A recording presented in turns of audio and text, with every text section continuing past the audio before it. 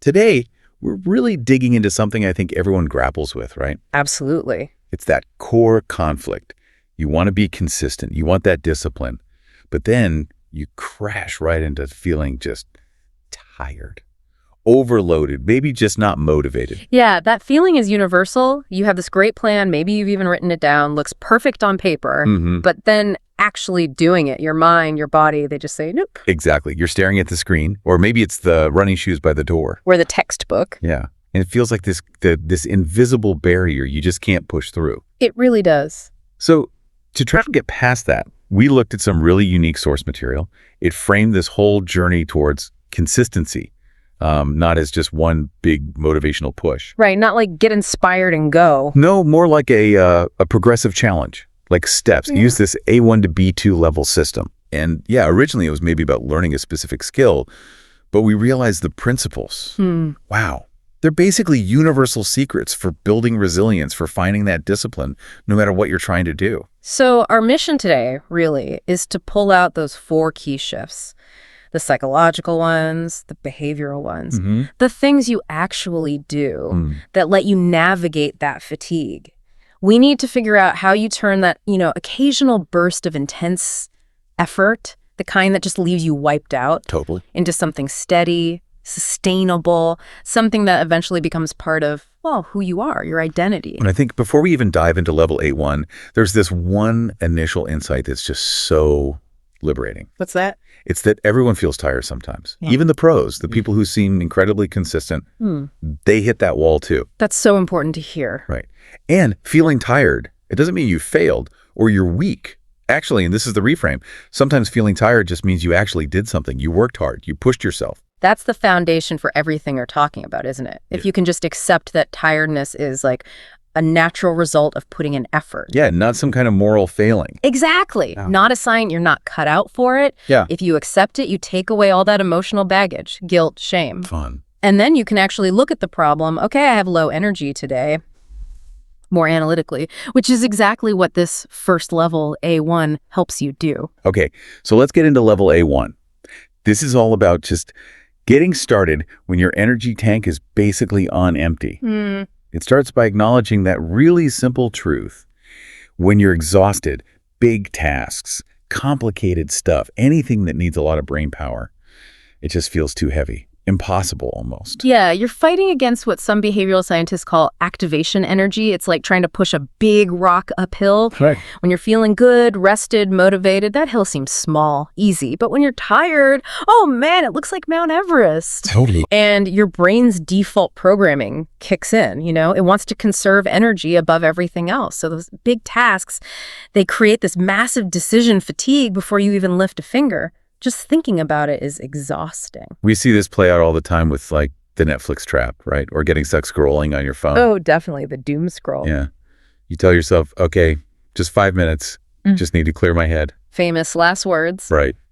But your brain is just craving that easy dopamine hit, that low effort reward, and boom, you're sucked in. Stay up too late. And then the next day, you're even more tired. Exactly. And that huge goal you had, suddenly it just feels completely out of reach, maybe even feels cruel. It feels overwhelming because that first hurdle, just figuring out where to start, what the first tiny step is, seems too high when you're tired. Okay. So the core idea of A1 isn't about somehow finding superhuman strength to power through the tiredness. No, it's about accepting the tiredness. Okay, accept it. But refusing to just give in to doing nothing. You kind of trick your brain. You make the perceived workload so small, ridiculously small, that your brain's resistance just melts away. So the strategy is that simple phrase, just one small thing. But we need to be clear about what small means here, right? It has to be really small. Almost laughably small. So small that your brain literally can't come up with a good excuse not to do it. Okay, give me an example. The sources had a good one about cleaning, I think. Yeah, it's a great illustration. Imagine you're facing a room that's just a total disaster. Clothes everywhere, papers, just chaos. Been there. Right. And your immediate thought is, I cannot clean this whole room. I just don't have the energy. Definitely. The A1 counter move is to redefine the task drastically. Instead of clean the room, you say, okay, I will just clean my table. Just the table. Not the whole desk, not the floor, just that one surface. Exactly. Maybe it's just, 3 square feet. That's it. Wow. Okay, you see the psychological shift there. Yeah. Clean the room is huge, vague, endless. Clean the table is finite. It has a clear end. It probably takes, what, 5 minutes max? Right. You've just lowered that activation energy down to practically zero. It's too easy not to do it. Okay, and then what happens? Because you've done the small thing, but you're still tired. But this is where the little bit of magic comes in. Once you actually do it, once that table is clear and sparkling, you get this tiny, instant hit. A little win. A little win, a small sense of completion, and that little burst of I did it energy, it starts a positive feedback loop. You feel competent just for a second. Okay. And often that feeling combined with seeing the clean table makes you think, well, the table's done. Maybe I could just put these 3 books back on the shelf too. I see. So the one small thing kind of nudges you into maybe doing a second small thing. Exactly. 1 becomes 2, 2 might become 3. You didn't start because you suddenly felt motivated out of nowhere. Well, You started because the task was too small to reasonably refuse. The motivation followed the action, even on a tiny scale. so the key takeaway, the thing we really need to remember from level A1. Yes. Write this down, put it on a sticky note, whatever works for you. It's this. Small work is better than no work. Small work is better than no work. I like that. It completely reframes what success looks like on those really tough, low-energy days. Success isn't finishing the whole project or running 5 miles. Right. Success is just showing up and doing that minimal, predefined, achievable step. Maybe it's writing 1 sentence, or practicing 1 guitar chord, or reading 1 page, or, like we said, just putting on your running shoes, just 1. That makes so much sense. So A1 teaches us that consistency isn't always about huge effort.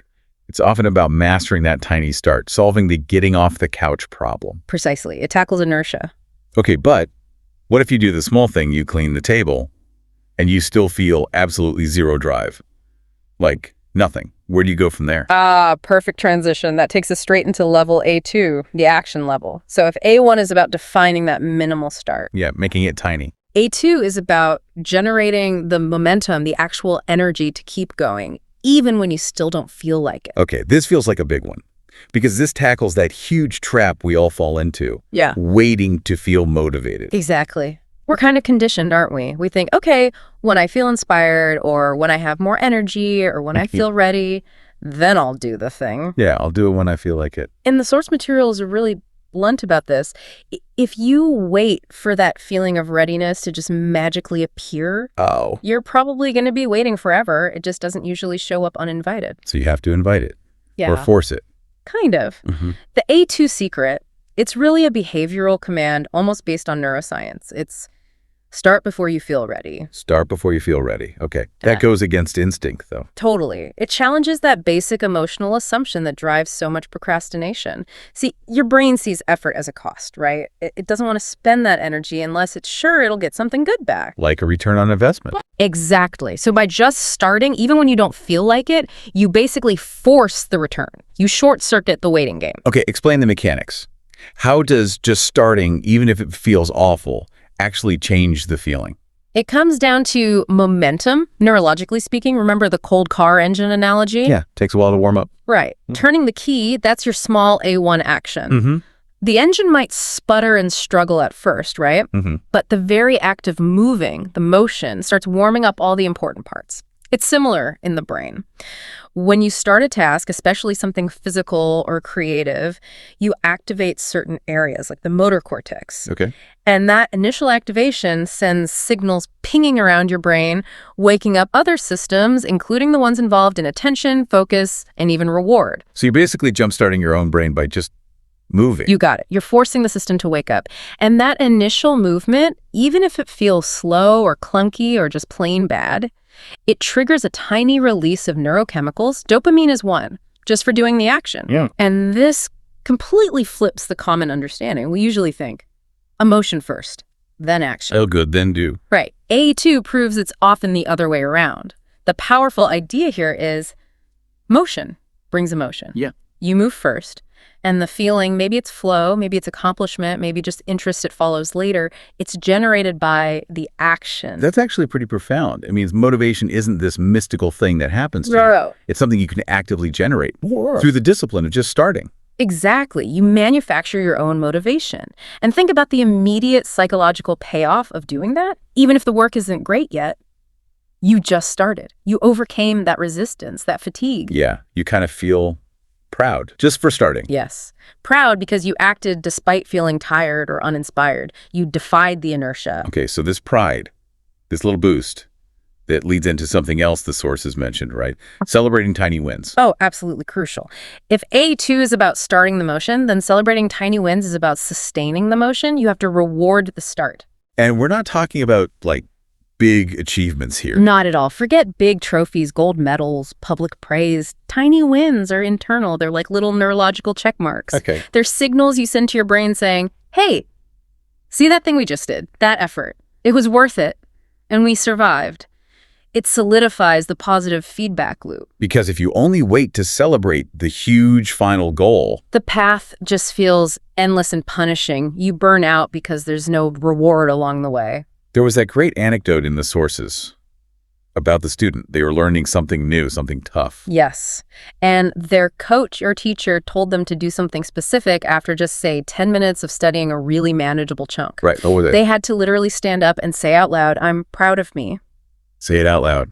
Just like that. Just like that. It sounds maybe a little silly, but that act of verbal affirmation, that's the immediate reward feedback loop made concrete. It makes the progress real instead of just this vague feeling. Exactly. So many of us, especially when we struggle with consistency, we forget to acknowledge the small efforts. We save pride for the finish line. Yeah. But it's those tiny daily acknowledgments, just knowing I did the thing I said I would do, even for 10 minutes, that builds real, sustainable momentum. Think of it like climbing stairs. Each step is small, but you celebrate each one. That's the fuel for the next step. Okay, this is making sense. So A1, start tiny. A2, get moving, generate momentum, and celebrate those tiny wins. We're moving now. You have momentum. But now we hit the next wall. Right, Yeah. keeping it going day after day, dealing with that voice inside your head, Yeah. the self-doubt, and just the physical reality of being tired again tomorrow. Exactly. And that takes us squarely into level B1. Welcome to level B1. Yeah. And you're right, this is where the fight really turns inward. You can master the mechanics of starting small, getting moving. You can have A1 and A2 down pat. Right. But if your own mind is constantly tearing you down, you'll eventually stall out. So B1 tackles two massive things, that inner critic and the absolute necessity of proper rest and recovery. Let's talk about that inner voice first, because, man, it can be brutal. It's like having this terrible, hypercritical boss living in your head 24/7. Absolutely. It's the voice whispering, or maybe shouting, "You're useless," or "That wasn't good enough," or "See, you're still not getting better. Just give up." Yeah, why bother? And that kind of negative self-talk, it's actually more draining than the work itself sometimes. It creates this preemptive fatigue. You feel exhausted before you even start. So what's the B1 strategy for dealing with that inner critic? It's about active cognitive restructuring, fancy term, but it just means consciously changing how you talk to yourself. You need to replace that harsh criticism with compassion and objective observation. Okay. Think about how a really good coach talks to their athlete, or how you talk to a good friend who's struggling. Right, you wouldn't say you're terrible, just quit. Exactly. A good coach is firm, yes. They expect effort, they push you. But they don't use destructive language, they encourage. They focus on the next step. Okay, that didn't work, let's try this, or come on, one more rep, you've got this. So we need to become our own good coach. That's the goal. We need to catch ourselves using that harsh language and deliberately swap it out. And the key is shifting the focus. Shifting from what to what? From judging the outcome, which, let's face it, we often can't fully control, to acknowledging the effort and the process which we can control. Okay, give me some examples. Instead of saying, I failed, or this is garbage. Right. You actively choose growth mindset phrases like, I'm learning. Simple but powerful. Or I'm doing my best today, given how I feel. Yeah. That acknowledges the fatigue without making it an excuse. Or maybe, okay, this is just a challenge I haven't figured out yet. I like that yet. Adds hope. It does. These little verbal shifts, they validate the effort. They make the work feel sustainable because it's not tied to some impossible standard of perfection every single day. The effort itself starts to feel like the win. That sounds like it builds real mental strength over time. Fortitude. It does. But even the mentally strongest person can't run on an empty tank forever. Which brings us to the second, absolutely critical part of B1 rest. purposeful rest. Yes, rest. This one is tricky, though, isn't it? Because we often feel guilty about resting. Hugely tricky. We hit that classic burnout point where your body or mind just screams, "Stop, OP!" But our culture often tells us that stopping is weakness. Yeah, like consistency means never ever stopping, pushing through no matter what. And that's where the deep confusion lies. People mix up genuine, necessary rest with quitting, or with being lazy. They feel guilty for slowing down. So wait, let me push back slightly here. For the listener who's really trying to build hardcore discipline, isn't telling them take a nap just giving them an excuse? How do we make sure rest doesn't just become procrastination in disguise? That is the absolute crucial question, and the answer lies in the intention behind the rest. We solve it by defining rest not as weakness, not as avoidance, but as recovery. Think about it. Quitting is deciding, I'm done with this goal, I'm abandoning it. Purposeful rest is a strategic choice. It's saying, I need to pause so that I can come back stronger and continue pursuing the goal. Okay. So it's part of the plan, not a deviation from it. Exactly. It has to be part of the training plan. Think of elite athletes. Do they train 24/7? No, of course not. They schedule rest days. They know recovery is when the muscles actually rebuild and get stronger. Precisely. Training nonstop is actually counterproductive for them. It leads to injury and burnout. It's the same for our mental and physical energy. When you rest with intention, you're actively allowing your brain to consolidate learning, your body to repair, your energy stores to replenish. You're engaging in active recovery. So consistency isn't about never stopping. No, it's about knowing when and how to pause strategically.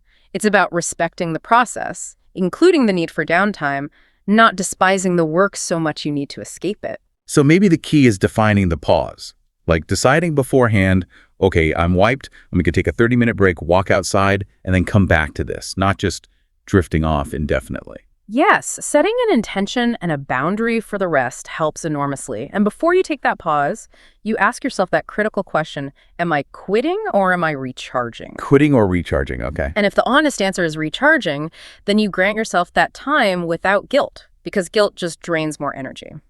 We also need to think about recovery debt. Like sleep debt. Exactly like sleep debt or financial debt. If you keep pushing and pushing without letting yourself recover, that debt builds up, and eventually the system crashes. Burnout. Purposeful, intentional rest prevents you from accumulating that unsustainable debt. So embracing rest isn't weakness, it's actually mature. It's a sign of disciplined self-management. Beautifully put.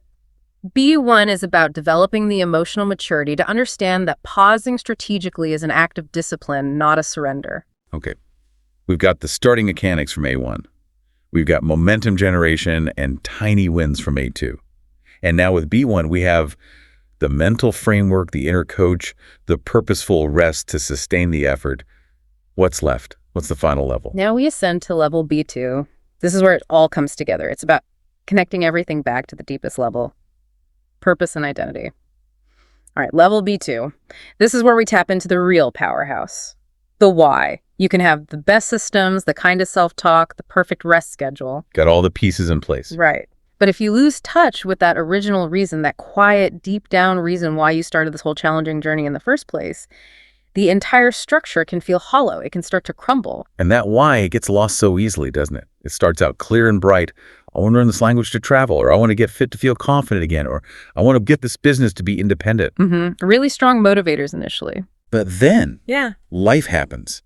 The daily grind, the deadlines, seeing other people seemingly succeed faster, your own moments of doubt, all that noise just buries the original purpose. You can't even remember why you started. Totally. You lose the forest for the trees. You're just slogging through the tasks. So B2 is about deliberately reconnecting with that why. It's about pausing, maybe regularly, and genuinely remembering it, asking yourself again, why did I commit to this?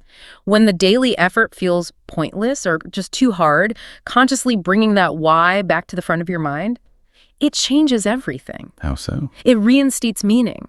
Whether your why was about personal growth, connecting with others, proving something to yourself, achieving a specific freedom, remembering it provides this quiet, steady anchor. It grounds you amidst the messy up and down reality of trying to be consistent. Let's really unpack the difference between motivation and purpose here, because people often use them interchangeably. That's a key distinction in motivation. Right. Well, it's often kind of flashy and loud, right? It comes in bursts. It's fueled by high energy, maybe external rewards or sudden sparks of emotion. It's like the wind in the sails of your ship. Powerful when it's there. But unreliable. The wind dies down. Exactly. Purpose, on the other hand, is quieter. It's more like a deep current or maybe the rudder of the ship. It's the intrinsic value you place on the effort itself or the direction you're heading, regardless of the immediate results or how you feel moment to moment. It's that internal compass. It's that internal compass. It's the flame that might flicker low sometimes, but it never completely goes out. So when the winds of motivation inevitably fail you, and they will, your purpose keeps you generally pointed in the right direction. It provides resilience. Which means you're less dependent on your mood to take action. Yeah. You show up not just because you feel like it today, but because the action itself, however small, aligns with that deeper commitment, that sense of purpose. And this leads directly to a really powerful redefinition of consistency that came through in the source material. Consistency at this level isn't really about being perfect or hitting every mark flawlessly. It's fundamentally about presence. Presence. What does that mean here? It means simply deciding to show up again and again, even when you're tired, even when you're unsure, even when you feel messy or unprepared or like you're failing. Just showing up, that raw, often imperfect act of sustained presence. That is what actually builds discipline over the long haul. Wow. Not perfection, just presence. Just presence. And this brings us to the absolute core, the most profound insight from this whole A1 to B2 journey. Discipline turns effort into identity. Okay, say more about that. Discipline turns effort into identity. Think about what that means. Every time you take that tiny A1 step, every time you celebrate that A2 motion, every time you speak kindly to yourself in B1, it's not just about getting a task done. It's more than checking a box. So much more. Each action, each repetition is like laying down a tiny neural pathway. It's like casting a vote for the type of person you are becoming. It's a brick being laid in the foundation of your future self. So if I practice guitar for 10 minutes, even badly, I'm not just practicing guitar. You're becoming a musician, or at least someone who practices music consistently. If you write one page, you're not just writing, you are becoming a writer. If you go for that short walk, you're becoming someone who moves their body regularly. The actions shape the identity. It shifts the focus entirely. Yeah. The goal isn't just the external achievement, finishing the project, running the race. Right. The deeper goal becomes the internal transformation. It's about becoming the kind of person who does those things, who shows up, who perseveres even when it's hard. That changes how you see the struggle then. Completely. The profound implication is that your effort, your discipline is literally shaping your self-story, who you believe yourself to be. And when you truly grasp that, you get this final, powerful reassurance. Feeling tired doesn't mean you're weak. Right. We said that at the start. It often means you are actively pushing against your current limits. You're stretching yourself. You are, in fact, evolving. And that progress, not just in the skill, but in mastering resilience, in learning to show up messy, that is the ultimate win to celebrate at level B2. #tag after school. Okay, wow, that's a really powerful framework. It takes this huge, intimidating idea of discipline and breaks it down into manageable, actionable levels. Right. Let's just quickly recap those 4 strategies we pulled out. How to stay consistent even when you feel like giving up. Let's do it. Level A1. Level A1. Start small. Kill that inertia by making the first step ridiculously tiny. Always remember, small work is better than no work. Level A2. Level A2. Start moving. Don't wait to feel ready. Generate your own energy through action, because motion brings emotion, and celebrate those tiny wins. Level B1. Level B1. Master your inner voice. Talk to yourself like a good coach, not a critic. Focus on effort, not just outcome. And crucially, rest with purpose. Recovery isn't quitting, it's strategic recharging. And finally, level B2. Level B2. Reconnect with your why. Remember your deeper purpose when things get tough. And understand that consistency is presence showing up messy, because ultimately discipline is turning your effort into your identity. So if we boil it all down, the big takeaway isn't about achieving perfection or never feeling tired. Not at all. It's about the decision, the unwavering decision to just show up again. Imperfectly, maybe. Tired, probably, but showing up, that act of presence day after day, that is the win. If you can internalize these 4 levels, you've basically got a toolkit, right? A psychological toolkit to handle the dips, the doubts, the fatigue that inevitably comes with any big goal. Absolutely. You've turned discipline from this vague, intimidating concept into something you can actually practice level by level, a skill set. Well, thank you for taking this deep dive with us today and really unpacking this. I hope everyone listening feels a bit more equipped now. B2. And now for that final provocative thought to chew on, really building on that powerful idea from level B2. If discipline truly turns effort into identity, think about this. What single identity trait are you deliberately trying to shape right now, today, with the effort you're putting in, with that minimal start or that purposeful rest or that reconnection with your why? What part of your future self are you actively building?